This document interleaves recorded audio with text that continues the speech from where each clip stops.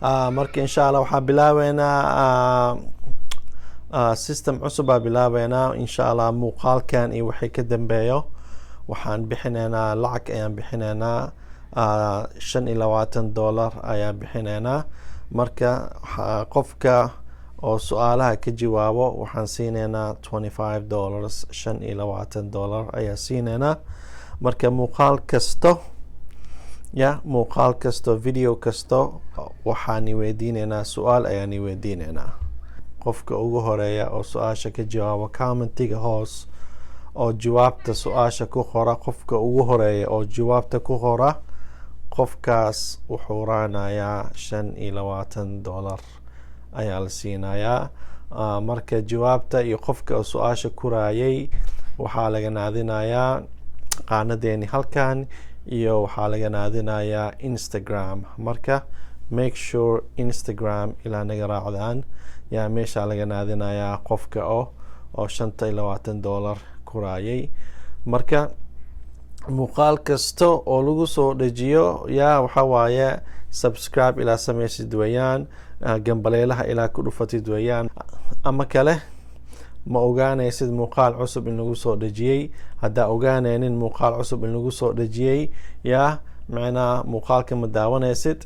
haddaa muuqaalka daawanaynin su-aasha ma ka jawaabi kartid haddaa su-aasha ka jawaabi karin $25 ma heli kartid marka make sure qaanada subscribe ilaa saartid oo gambaleelaha ilaa ku dhufatid noqo qofka koowaad oo su-aasha ka jawaaba si aad u raaysid $25 okay waa kaasaa insha Allah marka muuqaalka daawada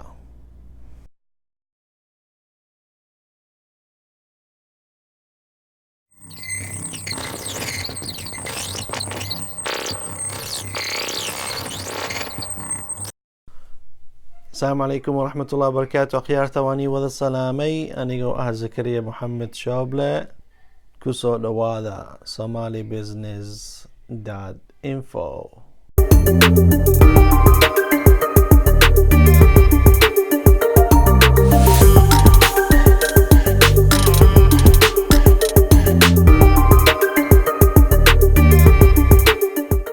ما شاء الله ما شاء الله ما شاء الله marka muuqaalkeeni maanta wuxuu ku xisaabsan yahay waxaan ka hadlaynaa maanta qof oo Mareykan ah nin Mareykan ah oo ciidamaha Mareykanka ku jiray oo macnaha oo nacbanaa islaamka diinta islaamka ayuu nacbanaa marka magaaladu joogay waxaa ku taale masaajid ayaa ku taale marka wuxuu rabay inuu aado oo masaajidka inuu qarxiyo ayuu rabay marka muuqaalkan soo fiican u daawo si aad u ogaato sheekada dhan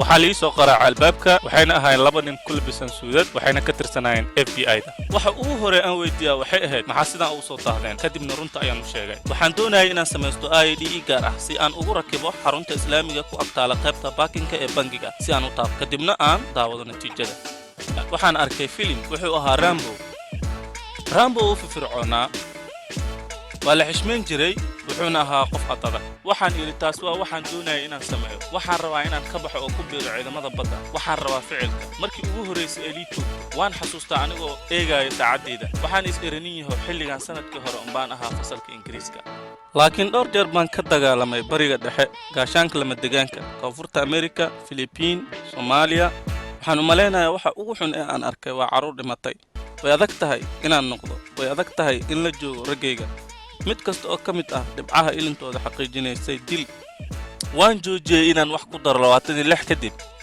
waxay la ibara ciidamada badda dhexdeeda ayaa iska leh kadibna iska baxdo laakiin waxaa soo socda waqti ay wax badan intaas jireen oona dib dambe ooga laaban karin waxaan rabaa inaad cabriga siiso dareenkaaga xaaladeed xilligaas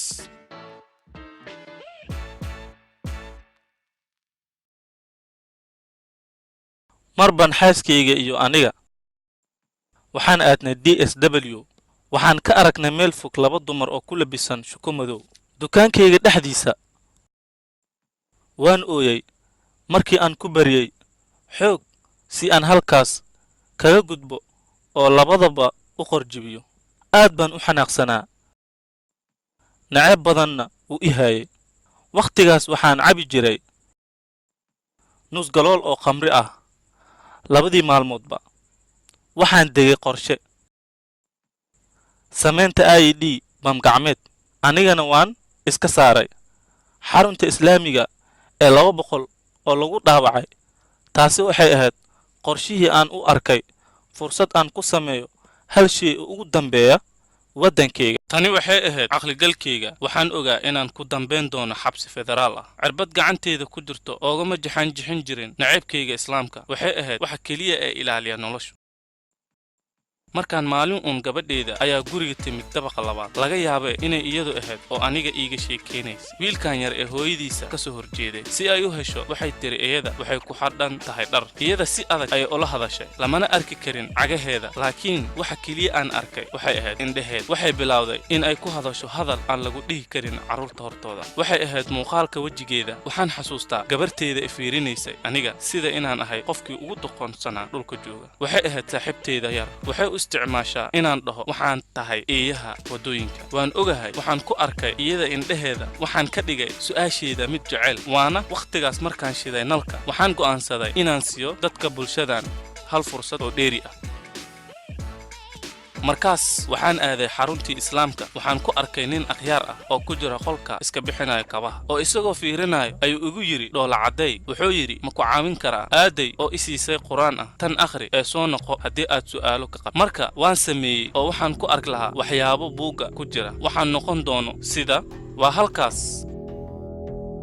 halkaas ayaan isaga isla markiiba ka helay. taas ayaa ii sharaxday oo ayagana ay oggolaadeen. tani waxay ahayd nooc ka mid ah sheekooyinka gaagaaban. 8 isbuuc kadib maalintaas ugu horraysay ee la galay gobolka islaamka, waxaan noqday muslim.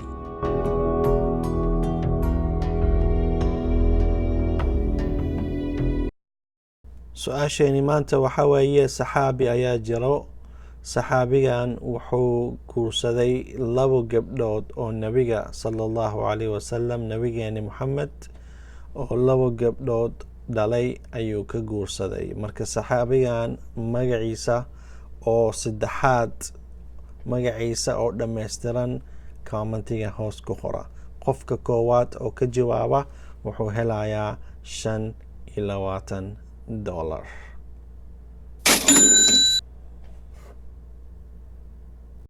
anigu waxaan ahay muslim iyo Amerikaan sharaf leh. waxaan bartay inaan si buuxda ugu qaldamay wax kastoo aan dareemay. waad og tahay diinta yahuudda waxay waday fariin, masiixiyadana waxay waday fariin, islaamkuna fariin bay waday.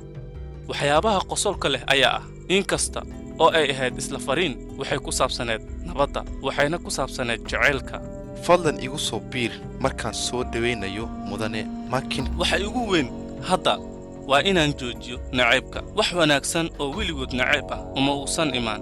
wax badan ayaan qabtay, dad badan ayaan dhaawacay. waan inaan la noolaadaa taas. laakiin haddii aan joojin karo saaxiibka oo dariiqa xun ah aan cafis lahayn ku socdo, waan guulaystay. maasha allah waxaan rajeynayaa muuqaalkan inaad ka faa'iidaysateen oo ku raaxaysateen ayaan rajeynayaa. qaanada haddaad ku cusub tahay waxaad ku dhufataa subscribe ku dhufo, yaa muuqaalkan waxaa ku dhufataa like ku dhufo, yaa marka waa kaasaa insha allah khayr badan ayaani rajeynayaa. asalaamu calaykum waraxmatullaahi wabarakaatuh.